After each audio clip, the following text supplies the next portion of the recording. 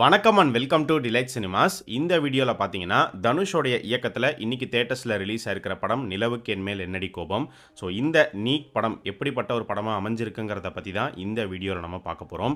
இன்னைக்கு பிரதீப் ரங்கநாதன் நடித்து தேட்டர்ஸில் release ஆயிருக்கிற dragon படத்தோடைய ரிவ்யூ ஏற்கனவே நம்ம சேனலில் போட்டாச்சு. அந்த வீடியோ பார்க்காதவங்க இந்த வீடியோவுடைய கமெண்ட் செக்ஷன் அண்ட் டிஸ்கிரிப்ஷனில் அந்த வீடியோக்கான லிங்க் வந்து கொடுத்துருக்கேன், மிஸ் பண்ணாமல் போய் பாருங்கள். நம்ம சேனலுக்கு நீங்கள் புதுசாக இருந்தீங்கன்னா சேனலை சப்ஸ்கிரைப் பண்ணி சப்போர்ட் பண்ணுங்கள். இப்போ வாங்க வீடியோக்குள்ளே போகலாம். இந்த நீக் படத்தோடைய கதை என்ன அப்படின்னு பார்த்தீங்கன்னா, படத்தோடைய ஹீரோவான பவிஷ், ஹீரோயின் அனிகா, இவங்க ரெண்டு பேரும் லவ் பண்ணுறாங்க. ஒரு கட்டத்தில் இவங்களுக்கு வந்து பிரேக்கப் ஆகிடுது. ஸோ பிரேக்கப் ஆனதுக்கப்புறமா அந்த பிரேக்கப்லேருந்து மூவ் ஆன் ஆக முடியாமல் பவிஷ் வந்து இருக்காரு, செஃப்பாக ஒர்க் பண்ணிட்டு இருக்காரு. இப்படியே நம்ம பையனை விட்டால் சரி வராது அப்படின்னு சொல்லி பவிஷோடைய அப்பா அம்மா வந்து அவருக்கு பொண்ணு பார்க்க ஆரம்பிக்கிறாங்க. அப்படி அவங்க பார்க்குற ஒரு பொண்ணு தான் வந்து பிரியா வாரியர். ஸோ பிரியா வாரியர் யார் அப்படின்னு பார்த்தீங்கன்னா, பவிஷோட ஸ்கூலில் படித்த பொண்ணு. ஸோ அவங்கள தான் வந்து பொண்ணு பார்க்குறாங்க. அதே டைமில் பார்த்தீங்கன்னா அனிகாவோடைய வெட்டிங் இன்விடேஷனும் வந்து பவிஷ் கிட்ட வந்து சேருது. இதை பார்த்து அவர் என்ன பண்ணுறதுன்னு தெரியாமல் முழிக்கும் போது பிரியா வாரியர் வந்து என்ன சொல்கிறாங்க அப்படின்னா, நீங்கள் போயிட்டு அவங்களுடைய வெட்டிங்கை வந்து அட்டன் பண்ணிட்டு வாங்க, வெட்டிங் அட்டன் பண்ணிட்டு வந்ததுக்கப்புறமா நம்மளுடைய மேரேஜ் பற்றி நம்ம யோசிக்கலாம் அப்படிங்கிற மாதிரி சொல்லி அனுப்புகிறாங்க. பவிஷும் வந்து பார்த்தீங்கன்னா அனிகாவுடைய வெட்டிங் அட்டன் பண்ணுறதுக்கு போகிறாரு.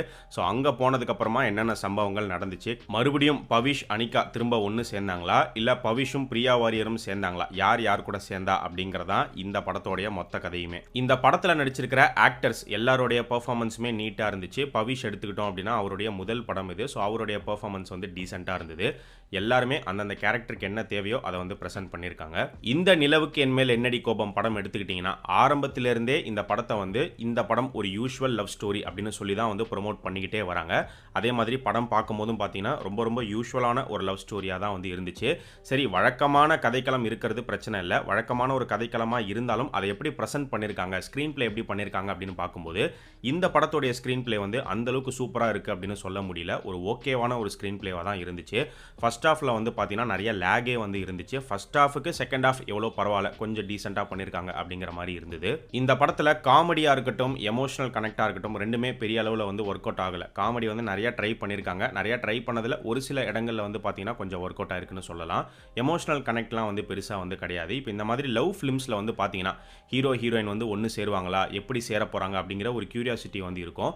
பட் இந்த படத்தை பார்க்கும்போதே இவங்க ரெண்டு பேரும் சேர்ந்தா என்ன, சேரலனா என்ன அப்படிங்கிற ஒரு ஃபீல் தான் வந்து கொடுத்துச்சு. இந்த படத்தில் லவ் போர்ஷன்ஸ் அப்படிங்கிறதே அந்தளவுக்கு ஸ்ட்ராங்காகவும் இன்ட்ரெஸ்டிங்காகவும் இல்லை. எல்லாத்தையுமே வந்து பார்த்தீங்கன்னா சாங்லேயே வந்து காமிச்சு முடிச்சிடுறாங்க. பிரிஞ்சு போன ரெண்டு பேர் திரும்ப ஒன்று சேரணும் அப்படிங்கிற அந்த ஃபீல் ஆடியன்ஸ்க்கு வரணும் அப்படின்னா அதுக்கு அவங்க ரெண்டு பேரும் எப்படிலாம் லவ் பண்ணாங்க, இந்த கப்புள் வந்து பிரிஞ்சிடக்கூடாது அப்படிங்கிற மாதிரியான சீன்ஸ்லாம் வந்து இருக்கணும்.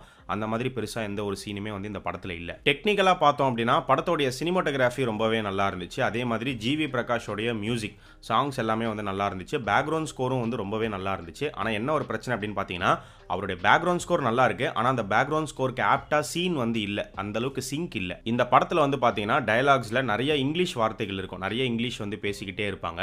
ஒரு எலைட் லவ் ஸ்டோரியை பார்த்த ஒரு ஃபீல் தான் வந்து கொடுக்கும். அது வந்து சில பேருக்கு பிடிக்கலாம், சில பேருக்கு வந்து என்ன சும்மா நிறைய இங்கிலீஷாக பேசிக்கிட்டே இருக்காங்க அப்படிங்கிற ஒரு ஃபீலும் கிரியேட் பண்ணலாம். ஸோ மொத்தமாக இந்த நிலவுக்கு என்மேல் என்னடி கோபம் எப்படிப்பட்ட ஒரு படமாக அமைஞ்சிருக்குன்னு கேட்டிங்கன்னா, என்னை பொறுத்த வரைக்கும் இந்த படம் வந்து ஒரு பிலோ ஆவரேஜ் படமாக தான் இருந்துச்சு. பார்க்கணுமா வேணாமா அப்படிங்கிறத நீங்களே டிசைட் பண்ணிக்கோங்க. ஸோ இந்த நீக் வந்து இன்னைக்கு தியேட்டர்ஸில் ரிலீஸ் ஆயிருக்கு. இந்த படத்தில் அடல்ட் கண்டென்ட்லாம் எதுவும் கிடையாது. ஃபேமிலியோட இந்த படத்தை போய் நீங்கள் பார்க்கலாம். ஸோ ஏற்கனவே இந்த நீக் படத்தை பார்த்து முடிச்சவங்க இந்த படம் உங்களுக்கு எப்படி இருந்துச்சு, உங்களுடைய ஒப்பீனியனை மறக்காமல் இந்த வீடியோவுடைய கமெண்ட் செக்ஷனில் சொல்லுங்கள்.